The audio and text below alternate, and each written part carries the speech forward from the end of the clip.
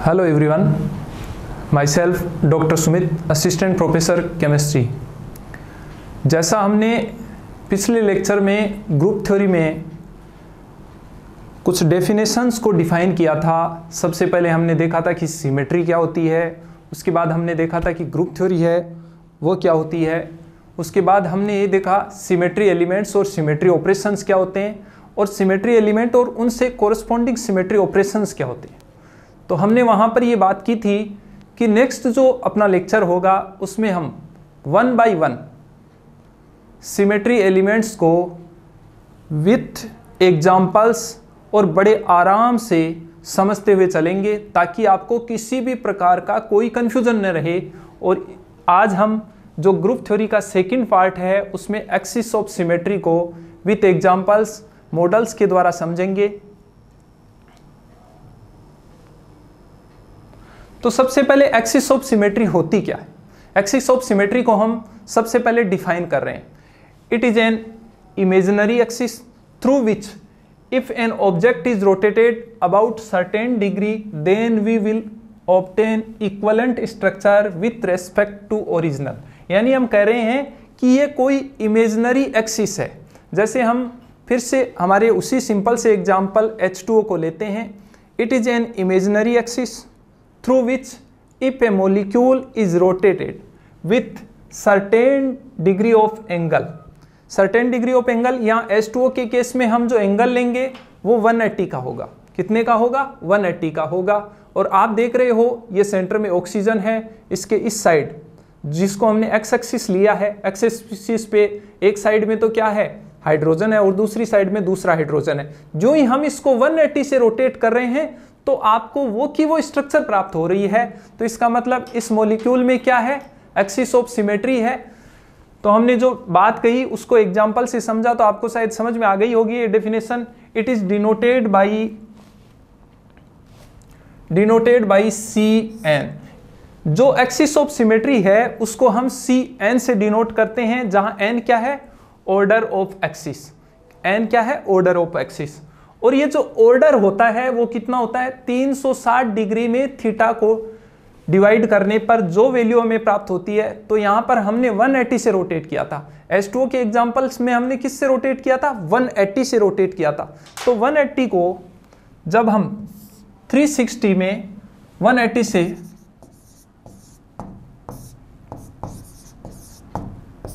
Divide करेंगे तो हम देख रहे हैं ये वैल्यू कितनी है, 2 है।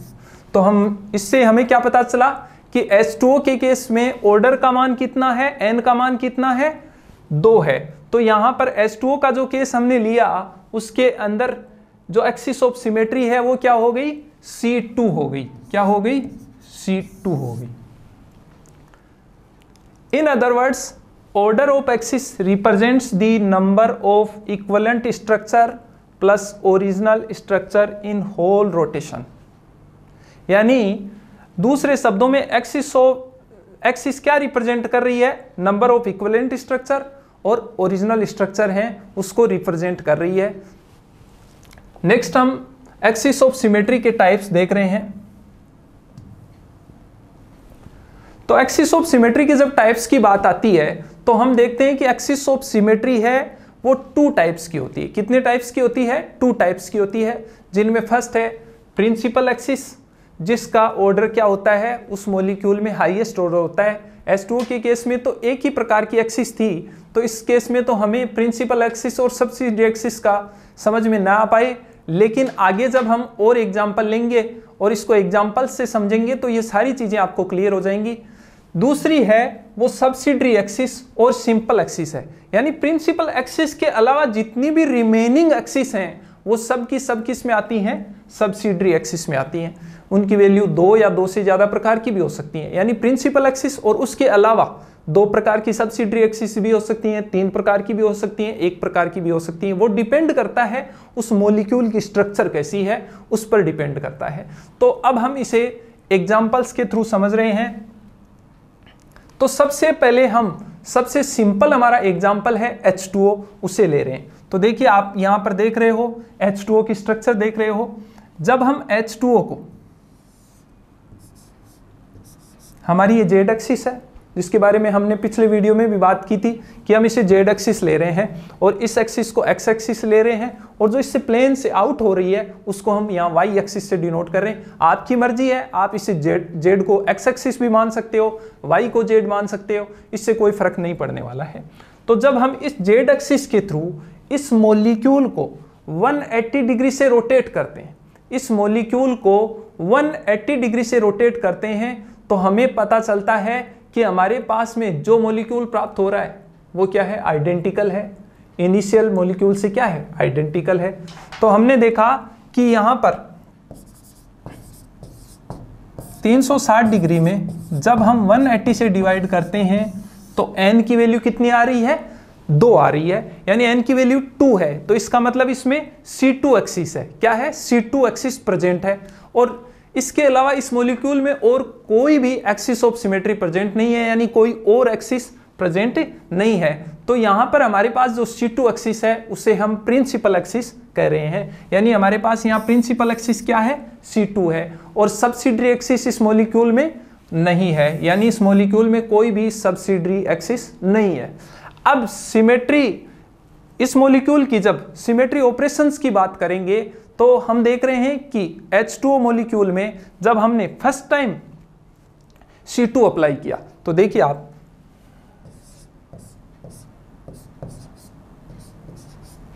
इसको मैं 1 से डिनोट कर रहा हूं और इसको 2 से डिनोट कर रहा हूं। इमेजिन करना है ये सब।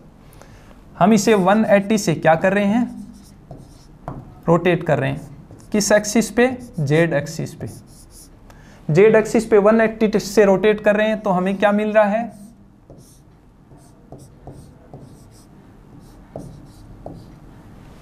ये स्ट्रक्चर मिल रही है, जो दोनों क्या है, एक ही स्ट्रक्चर है, लेकिन हमने इसको डिनोट H2 किया, ये इधर आ गया, और H1 किधर चला गया, उस साइड चला गया, यानी इनकी जो भी पॉजिटिव और नेगेटिव साइड है उसमें ये चेंज हो गए। फिर से हम इस पे क्या करें, 180 से रोटेट करें, फिर से इस मॉलिक्यूल को आप क्या करोगे, तो आपको वापस ये की ये स्ट्रक्चर प्राप्त हो जाएगी, यानी इसमें एक ही सिमेट्री ऑपरेशन है C2 1। आगे इसकी आइडेंटिटी वापस हमें प्राप्त हो जाती है, यानी इसमें C2 से रिलेटेड कितने सिमेट्री ऑपरेशन हो गए, एक हो गया C2 1। और इस प्रकार हम जब H2O की बात करें तो H2O में एक्सिस है वो प्रिंसिपल एक्सिस C2 है, और सिमेट्री ऑपरेशन है वो C2 1, यानी एक ही सिमेट्री ऑपरेशन है। कितने सिमेट्री ऑपरेशन है यहाँ, एक ही सिमेट्री ऑपरेशन है। नेक्स्ट हम बात कर रहे हैं, नेक्स्ट हमारे एग्जांपल्स,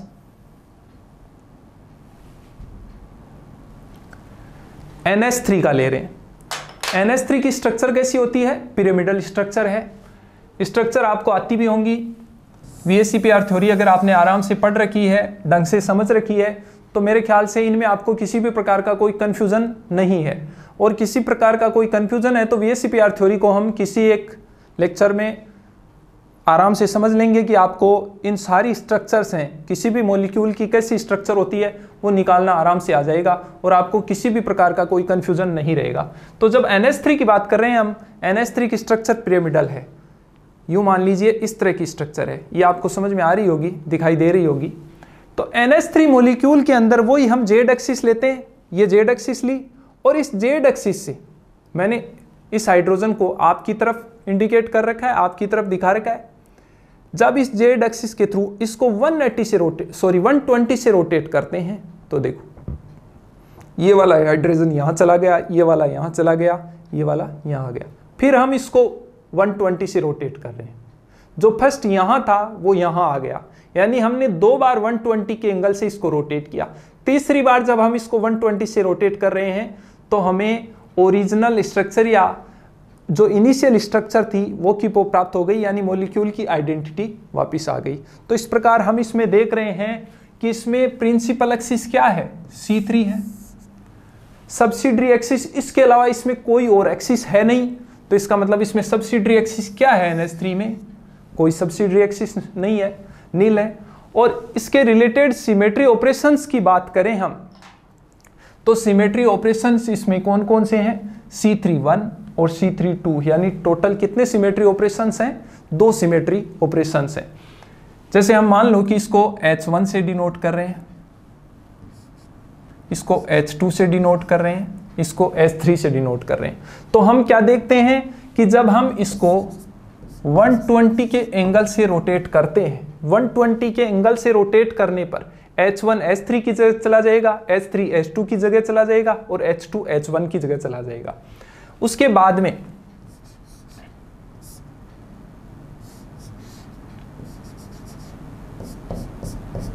हमने कहा यहाँ H2 आ गया, यहाँ H3 आ गया और यहाँ H1 आ गया। फिर से हम इसको 180 से रोटेट कर रहे हैं,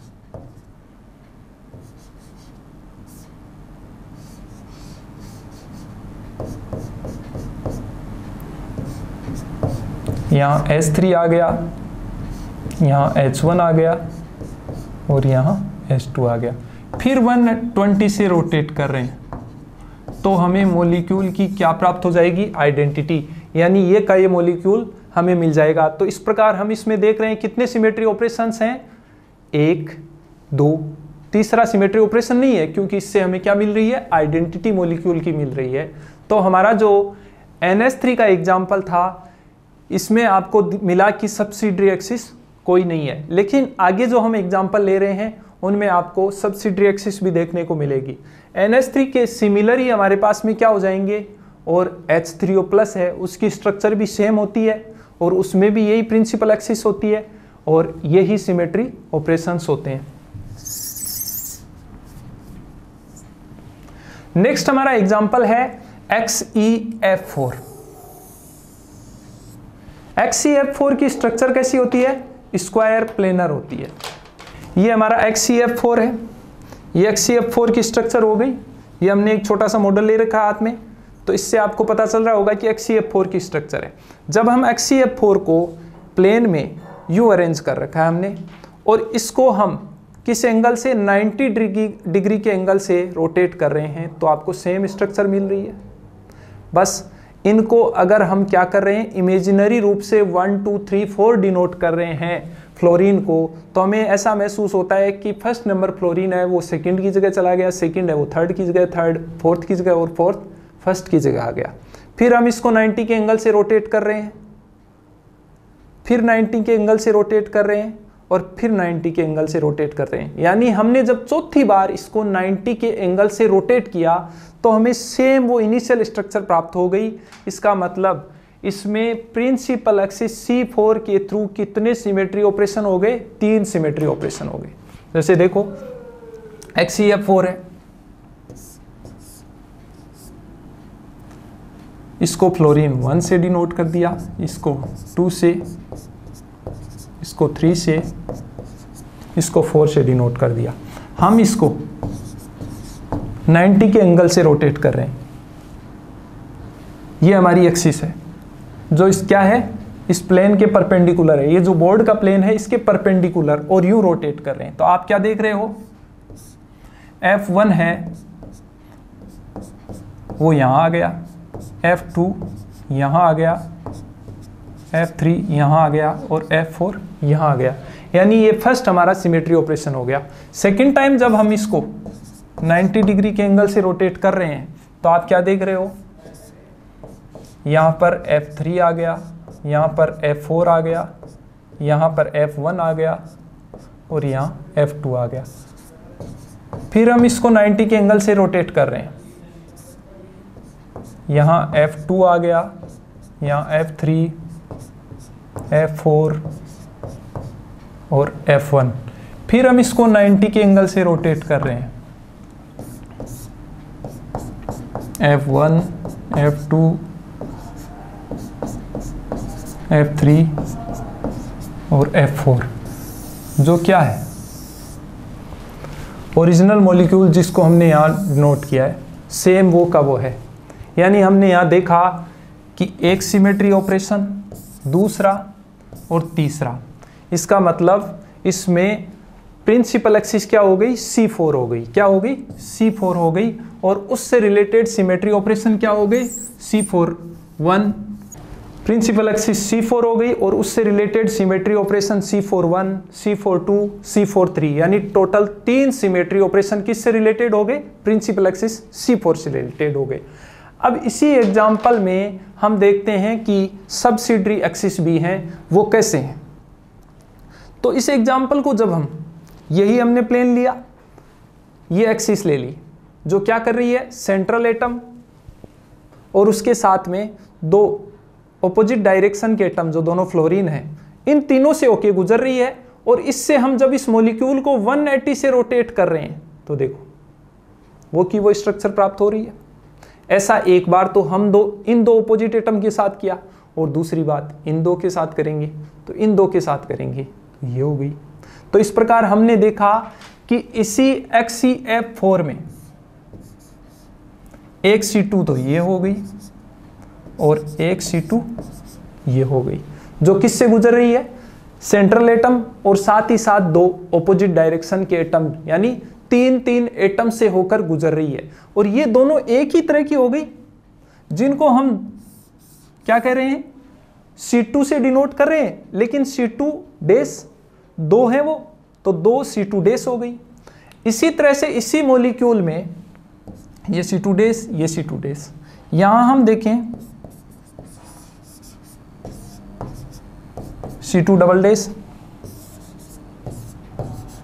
C2 डबल डैश, देखो जैसे ये ली हमने, जो क्या हो रही है, केवल सेंट्रल एटम से होकर गुजर रही है। ये C2 ली और इसके थ्रू हम इस मॉलिक्यूल को यूं रोटेट करेंगे तो क्या देख रहे हो, वो की वो स्ट्रक्चर प्राप्त हुई। एक बार तो ये और एक बार ये वाली हो गई, जिसको हमने बोर्ड पे यहाँ यूं डिनोट कर रखा है।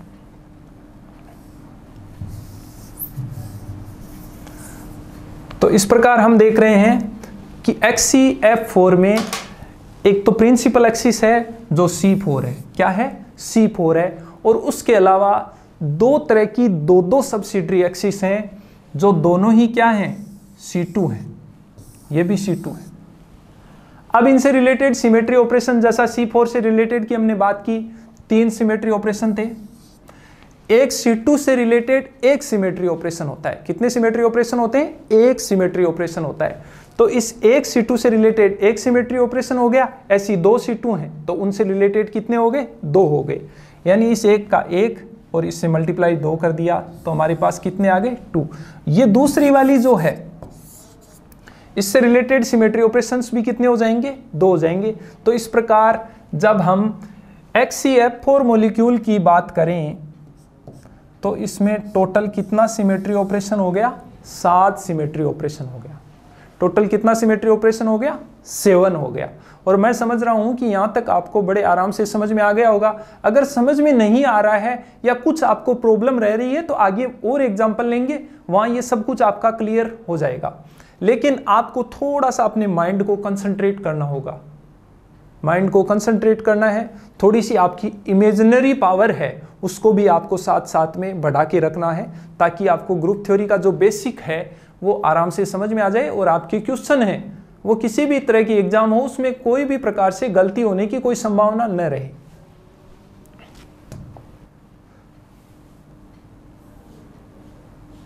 नेक्स्ट हमारा जो एग्जाम्पल है वो CH4 है।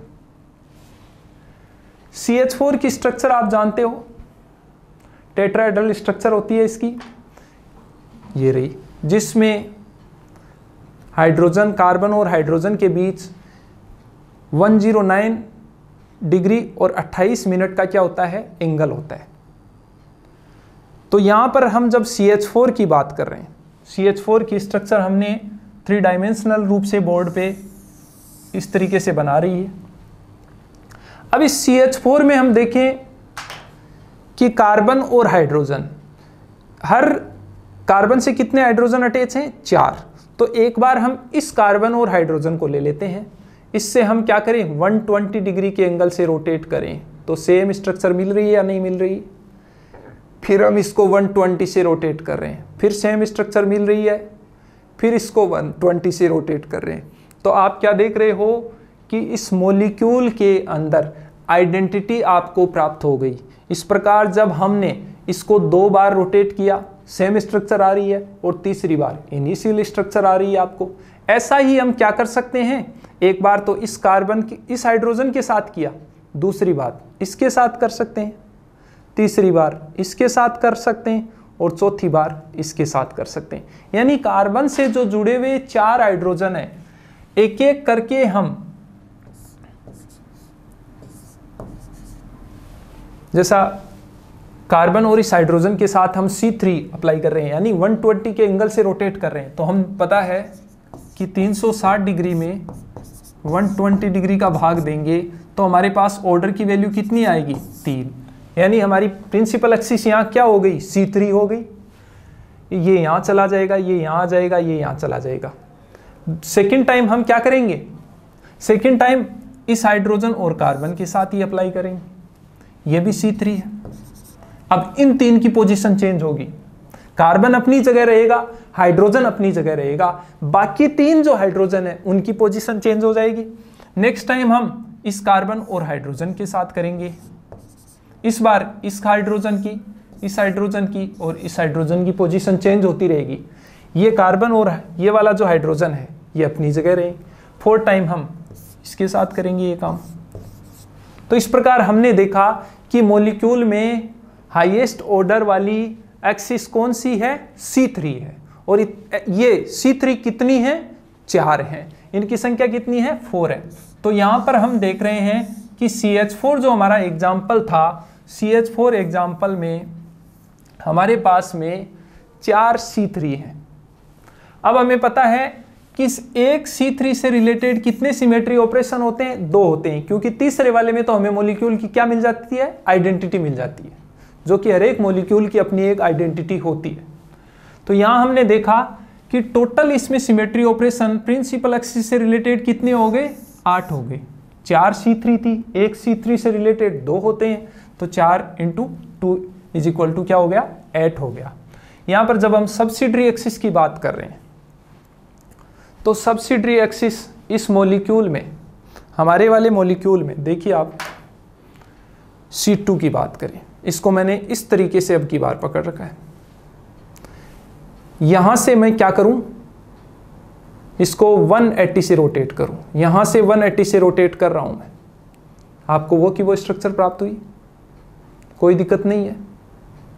तो इस प्रकार हमने देखा कि यहां पर क्या है, एक बार तो इन दोनों के थ्रू ये, एक बार इसके और इसके थ्रू ये, और एक बार इसके और इसके थ्रू ये C2 अप्लाई हो गई, जो कि क्या हो रही है, इधर से जा रही है, वो इन दोनों के बीच से भी आ रही है। तो इस प्रकार इस मॉलिक्यूल में, हमारे CH4 मॉलिक्यूल में कितनी C2 हैं, 3 C2 हैं। कितनी C2 हैं, 3 C2 हैं। यानी इसमें सब्सिडरी एक्सिस कितनी है, 3 है, और तीनों की तीनों ही क्या है, एक जैसी हैं, और तीनों की तीनों ही C2 है।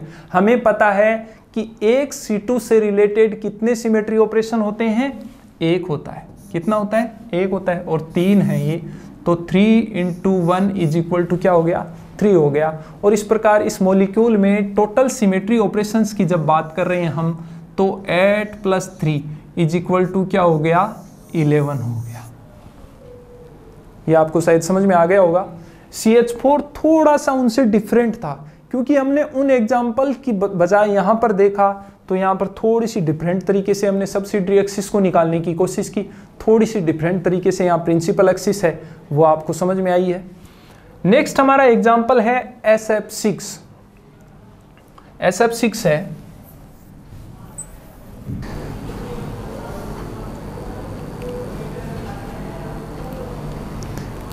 ये SF6 है, जिसमें सेंट्रल एटम क्या है, सल्फर है, और उससे कितने फ्लोरीन अटैच हैं, 6 फ्लोरीन अटैच हैं। यहाँ आप इसको गौर से देखना, बोर्ड पे बाद में देखना।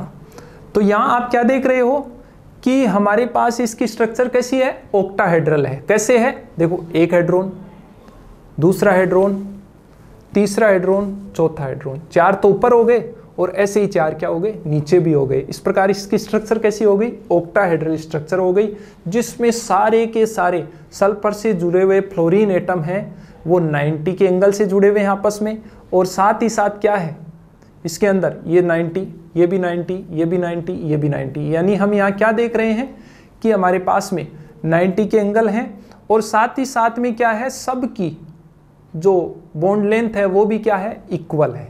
क्या है, इक्वल है। तो इस एग्जाम्पल को आपको गौर से देखना है। यहाँ हम देखेंगे प्रिंसिपल एक्सिस की बात करेंगे तो इस मॉलिक्यूल में हमें ये C4 मिलेगी, ये वाली C4, C4 1, C4 2, C4 3 और ये आइडेंटिटी उस मॉलिक्यूल की हमें मिल गई। तो हमने देखा कि इसमें जो सेंट्रल एटम और जो दो ऑपोजिट साइड के एटम हैं, जो फ्लोरीन है, उनसे 3 एटम से होकर एक C4 गुजर रही है। तो एक C4 तो ये हो गई, एक C4 ये आमने सामने आपकी तरफ और मेरे से आपकी तरफ जा रही ये हो गई, और एक C4 ये हो गई। इसको हम यूं भी पकड़ सकते हैं, कोई दिक्कत नहीं है, यूं भी पकड़ सकते हैं। तो इस प्रकार इस मॉलिक्यूल में हम देख रहे हैं कि कितनी C4 हैं, 3 C4 हैं। कितनी है, 3 C4 हैं, और 3 की 3 क्या है, एक जैसी हैं। तो इस प्रकार मॉलिक्यूल में प्रिंसिपल एक्सिस क्या हो गई, C4 हो गई, क्योंकि इससे ज़्यादा ऑर्डर की कोई और एक्सिस SF6 मॉलिक्यूल में नहीं है। तो यहाँ पर ये हाईएस्ट ऑर्डर की एक्सिस हुई, ये क्या हो गई, हमारी प्रिंसिपल एक्सिस हो गई। और हमें पता है, हमने पीछे भी देखा है कि एक C4 जो एक्सिस है उससे रिलेटेड कितने सिमेट्री ऑपरेशन होते हैं, 3 सिमेट्री ऑपरेशन होते हैं। तो हमारे पास यहाँ टोटल कितनी C4 थी, 3 थी। तो प्रत्येक से 3 हम काउंट करेंगे तो 3 × 3 कितना आ जाएगा, 9 आ जाएगा। कितना आएगा, 9 आएगा। अब सब्सिडियरी एक्सिस की बात करें तो हम कह रहे हैं कि यहाँ पर इसी मॉलिक्यूल के अंदर C3 हैं, और कितनी बता रहे हैं हम, 3 C3 बता रहे हैं। तो देखो इस मॉलिक्यूल को जैसे मैंने यूं कहा, ये हेड्रोन था, ये वाला, इन 3 से, इसके थ्रू हम इसको क्या करें, 120 डिग्री के एंगल से रोटेट करें। तो ये यूं हो गया और ये नीचे वाले यूं हो गए। अब देखो आप इसको 120 से आप रोटेट करो तो क्या होगा, सॉरी यूं था, 120 से आप रोटेट करोगे तो ये वाला यहाँ आ जाएगा, ये वाला यहाँ चला जाएगा, नीचे भी वही रहे, और ये वाला यहाँ चला जाएगा, ये वाला यहाँ आ जाएगा, और ये वाला यहाँ आ जाएगा। ये स्ट्रक्चर आपको मिल गई। तो ये जो इस एक हाइड्रोन से हमने C3 ली ऊपर वाले से, वो नीचे वाले हाइड्रोन से भी होकर गुजर रही है। तो इस प्रकार हम देखेंगे कि इस हाइड्रोन वाली इस हाइड्रोन से होकर भी गुजर रही है। तो टोटल कितनी C3 हो गई, इसमें 8 हाइड्रोन है, और 2 हाइड्रोन से एक गुजर रही है। तो इसका मतलब इसके अंदर कितनी C3 हो गई, 4 C3 हो गई, 4 C3 इस मॉलिक्यूल के अंदर हो गई। नेक्स्ट हम बात करें C2 की। मॉलिक्यूल में हमें पता है C2 भी है, और कितनी है उनकी संख्या, 6 है। कितनी है, 6 है। तो आप इनको यूं C2 को गुजार सकते हो। और जब आप इसको आप क्या करें, 3 सीख लें झाड़ू की और यूं रखें उनको, और एक यूं, और फिर इसमें आप ट्राई करेंगे। तो मैं समझ रहा हूं कि ये जो SF6 मॉलिक्यूल है ये बड़ा इजी सा मॉलिक्यूल है। आपको इसमें प्रिंसिपल एक्सिस भी समझ में आ जाएगी, आप इसमें सब्सिडियरी एक्सिस भी आराम से निकाल लोगे, और आप इसमें सिमेट्री ऑपरेशंस भी आराम से निकाल लोगे। तो यहाँ पर हमने देखा कि इस मॉलिक्यूल की जब पर्टिकुलर SF6 की बात की तो इसमें कितने सिमेट्री ऑपरेशन थे, प्रिंसिपल एक्सिस से रिलेटेड 9 थे। उसके बाद सब्सिडियरी एक्सिस से रिलेटेड कितने थे, 4 × 2 8 ये हो गए, और 6 × 1 कितने हो गए, 6 हो गए। तो टोटल इसके अंदर सिमेट्री ऑपरेशंस कितने हो गए, 23 हो गए। किस एग्जाम्पल की बात कर रहे हैं हम यहाँ पर, SF6 की बात कर रहे हैं। नेक्स्ट हमारा जो एग्जाम्पल है,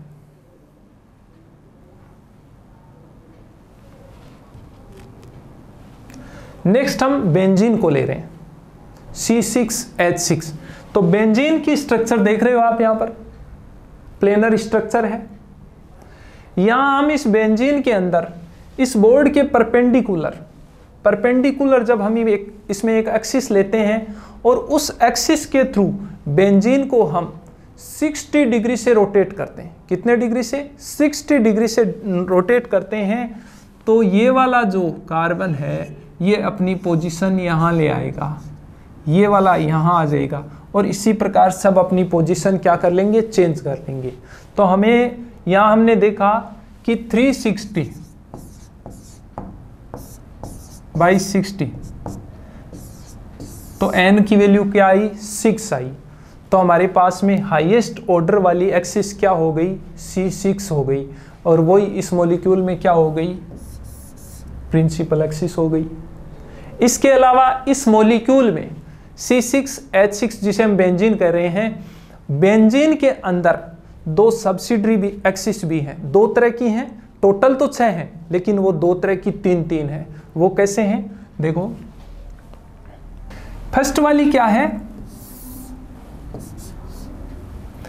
इन 2 आमने सामने के कार्बन से होकर गुजर रही है, ये फर्स्ट वाली हो गई, सेकंड वाली ये हो गई और थर्ड वाली ये हो गई।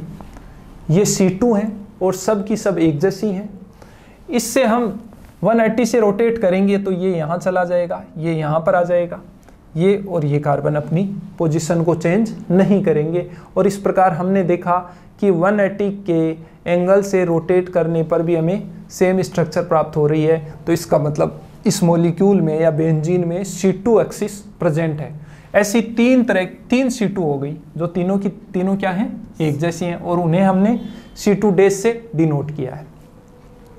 नेक्स्ट इसी एग्जाम्पल में दूसरी C2 भी है जो क्या है, बॉन्ड टू बॉन्ड गुजर रही है, एटम है उनको क्रॉस नहीं कर रही हैं या एटम से होकर नहीं गुजर रही हैं, वो बॉन्ड टू बॉन्ड गुजर रही हैं। इसमें क्या होगा कि सारे के सारे एटम्स की, सारे के सारे कार्बन्स की पोजीशन क्या हो जाएगी, चेंज हो जाएगी। ये वाला कार्बन यहाँ आ जाएगा, ये वाला यहाँ चला जाएगा, ये वाला यहाँ चला जाएगा। वही 180 के एंगल से हमें इसे रोटेट करना है। तो इस प्रकार एक ये हो गई, दूसरी ये हो गई और तीसरी ये हो गई। तीनों की तीनों C2 एक जैसी हैं। तो इस मॉलिक्यूल में C2 डैश कितनी हो गई, 3 हो गई। तो हमने यहाँ सिमेट्री ऑपरेशंस के लिए पीछे आप समझ चुके होंगे कि C61, C62 उनको यहाँ पर हमने अलग से मेंशन नहीं किया है और एक साथ ही लिखा है कि इससे रिलेटेड कितने सिमेट्री ऑपरेशन हो गए, 5 हो गए। इनसे रिलेटेड कितने हो गए, 3 × 1 3 हो गए। और दूसरी टाइप की C2 थी जिनकी संख्या 3 थी, उनसे रिलेटेड कितने हो गए, 3 हो गए। और टोटल कितने सिमेट्री ऑपरेशन हो गए इस मॉलिक्यूल में, 11 सिमेट्री ऑपरेशन हो गए। तो बेंजीन में आपने काफ़ी कुछ देखा और यहाँ से आप काफ़ी कुछ समझ भी गए होंगे। नेक्स्ट हम एग्जाम्पल जो थोड़ा सा आपके लिए डिफरेंट टाइप का है वो ले रहे हैं, एथेन का ले रहे हैं। और एथेन की हम 2 जो फॉर्म हैं, स्टेगार्ड और इक्लिप्स्ड, उनको अलग अलग यहाँ पर पढ़ेंगे। तो देखो आप क्या देख रहे हो, सबसे पहले हमने इक्लिप्स्ड एथेन को लिया है। कुछ ऐसी स्ट्रक्चर होती है जिसमें डाइहेड्रल एंगल क्या होता है, 0 डिग्री होता है। ये इक्लिप्स्ड एथेन है। यहाँ पर आप देख रहे हो कि ये डाइहेड्रल एंगल इनके बीच का है, वो क्या है, 0 डिग्री है। तो इक्लिप्स्ड एथेन की जब हम बात कर रहे हैं तो इसको हम यूं पकड़ रहे हैं और देख रहे हैं आप कि इसमें C3 है या नहीं है, सेम स्ट्रक्चर मिल रही है। C3 कैसे है, क्योंकि जब हम इस मॉलिक्यूल को कितने डिग्री के एंगल से रोटेट कर रहे हैं, 120 डिग्री से।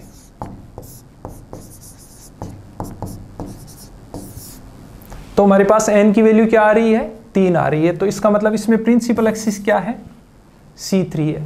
अब हम सब्सिडरी एक्सिस की बात करें तो इस मॉलिक्यूल को हमने यूं रखा और फिर ये C2 अप्लाई किया, यानी 180 से इसको रोटेट किया। तो आप क्या देख रहे हो, 180 से रोटेट करोगे तो यूं हो जाएगी स्ट्रक्चर।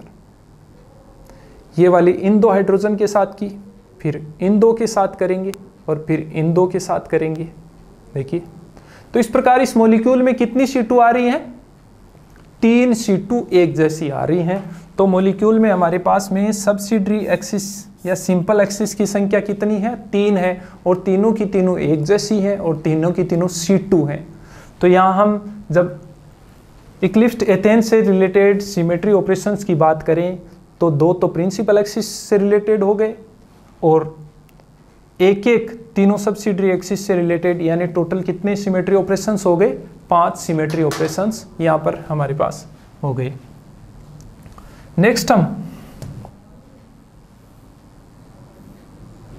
नेक्स्ट एग्जाम्पल हमारा है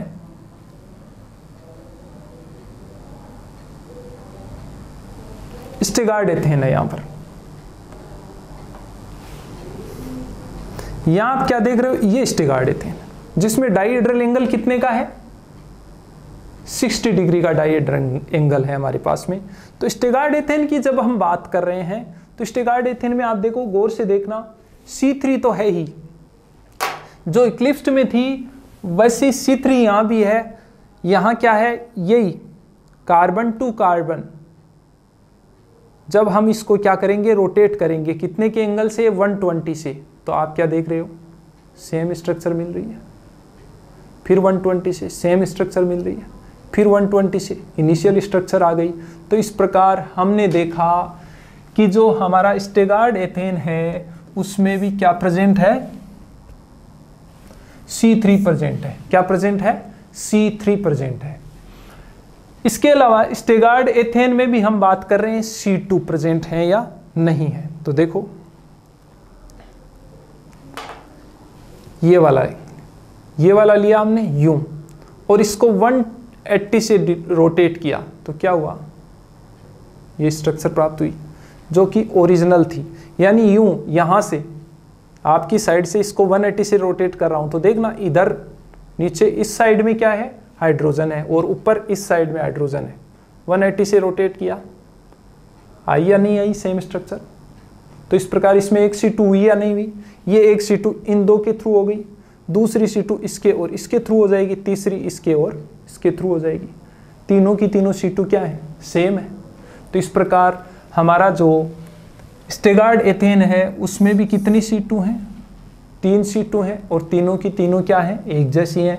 तो यहाँ पर भी टोटल सिमेट्री ऑपरेशन 2 + 3 = कितने हो गए, 5 हो गए। कितने हो गए, 5 हो गए। नेक्स्ट हमारा एग्जाम्पल है B2H6 डाइबोरेन। देखो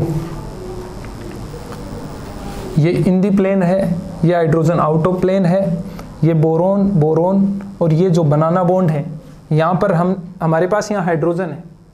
इस मॉडल में अपन इसको दिखा नहीं पा रहे हैं, लेकिन आपको इमेजिन करना है। तो यहाँ हम क्या देख रहे हैं कि ये लगभग ऐसी एक स्ट्रक्चर है, बस यहाँ पर बनाना बॉन्ड है जिनमें यहाँ क्या है, बीच में हाइड्रोजन है। आपको इमेजिन कर लेना है। यहाँ हम क्या देख रहे हैं कि इस मॉलिक्यूल के अंदर, इस मॉलिक्यूल में एक तो ये C2 है जिसमें देखो आप सारे के सारे एटम चेंज हो गए और वो की हो रही है स्ट्रक्चर वैसी की। एक ये वाली C2 है, इसके थ्रू यूं रोटेट करें, और एक ये वाली है, इसके थ्रू यूं रोटेट हो, यानी दो तो ये और ये हो गई और एक ये हो गई। तो इस प्रकार इसमें कितनी C2 हो गई, 3 C2 हो गई। 3 C2 में एक प्रिंसिपल एक्सिस जिसमें हाईएस्ट एटम्स अपनी पोजीशन को चेंज कर रहे हैं, वो तो प्रिंसिपल एक्सिस हो गई, और बाकी वाली दो क्या हो गई, सब्सिडियरी एक्सिस हो गई, जिनमें एक को हमने C2 डैश से डिनोट कर दिया और दूसरी को C2 डबल डैश से डिनोट कर दिया। तो टोटल हम यहाँ देख रहे हैं कि कितनी एक्सिस हो गई, 3 हो गई, और तीनों की तीनों क्या है, C2 हैं, और हर एक से रिलेटेड एक एक सिमेट्री ऑपरेशन है। तो टोटल सिमेट्री ऑपरेशन इस एग्जांपल में कितने हो गए, 3 हो गए। कितने हो गए, 3 हो गए।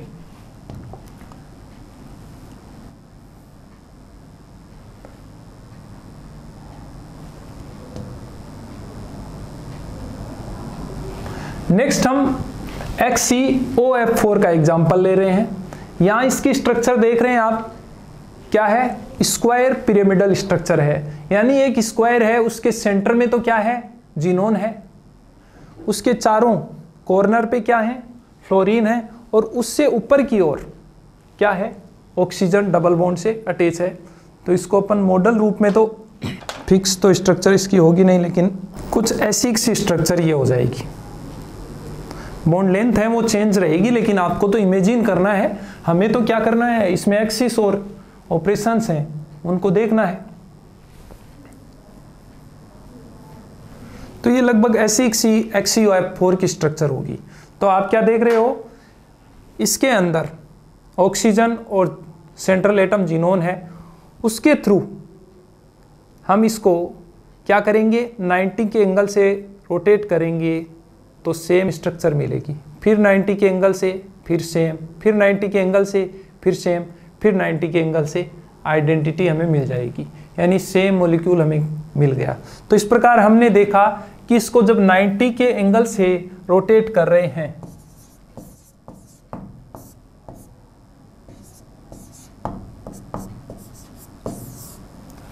तो यहां पर n का मान कितना आया, 4 आया। तो इस प्रकार इस मॉलिक्यूल में प्रिंसिपल एक्सिस क्या हो गई, C4 हो गई। इसके अलावा इस HCOF4 मॉलिक्यूल में और कोई एक्सिस प्रेजेंट नहीं है, कोई भी एक्सिस प्रेजेंट नहीं है। अब है ही नहीं तो हम इसको कैसे कर सकते हैं? जैसे मान लो आप सोच रहे हो कि यूं है, नहीं है ना, ये ऑक्सीजन नीचे चला गया, डबल बॉन्ड नीचे की ओर चला गया, तो सेम स्ट्रक्चर हमें नहीं मिली। तो इसका मतलब इसमें सब्सिडियरी एक्सिस कोई प्रेजेंट नहीं है। तो टोटल यहाँ सिमेट्री ऑपरेशन केवल एक प्रिंसिपल एक्सिस C4 है और उससे रिलेटेड कितने हो गए, 3 सिमेट्री ऑपरेशंस यहाँ हो गए। नेक्स्ट हम एग्जांपल ले रहे हैं H3BO3। देखो इसकी स्ट्रक्चर कुछ ऐसी होती है। आप मान लो कि यूं सोचो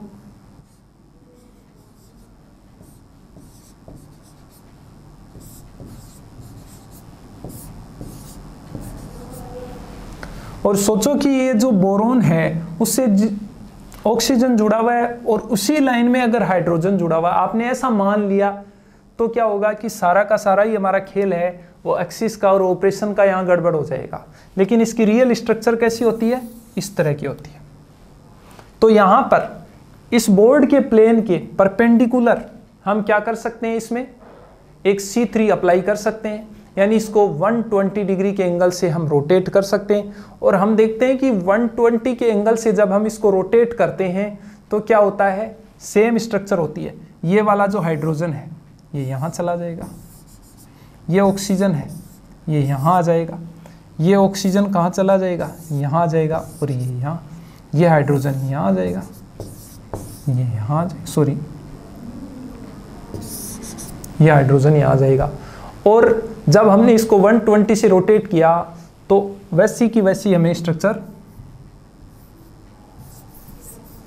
प्राप्त हो गई। लेकिन जब मैंने अभी बताया कि ऐसा आप सोच लो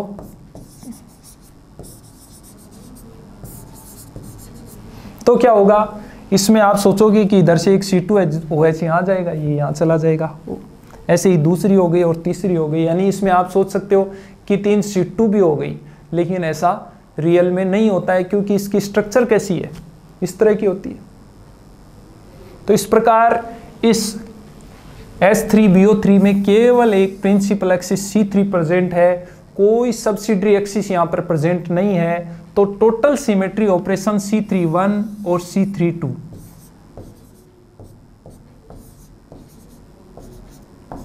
टोटल कितने हो गए, 2 हो गए। तो यहां मैं समझ रहा हूं कि आपको एक्सिस ऑफ सिमेट्री है वो इजी वे में समझ में आ गई होगी। और एक्सिस ऑफ सिमेट्री को और ज़्यादा आपको समझने के लिए क्या करना होगा, और बहुत सारे एग्जाम्पल हैं, एग्जाम्पल्स की कोई कमी नहीं है, लाखों एग्जाम्पल हैं। आप एग्जाम्पल्स खुद तैयार कर सकते हैं और उनमें ये सब कुछ अप्लाई कर सकते हैं, और अप्लाई करने के बाद आपको आराम से समझ में भी आ जाएगा। अगर इनमें कोई प्रकार की समस्या रहती है तो आप मेरे से संपर्क भी कर सकते हैं, कोई दिक्कत नहीं है। Thank you.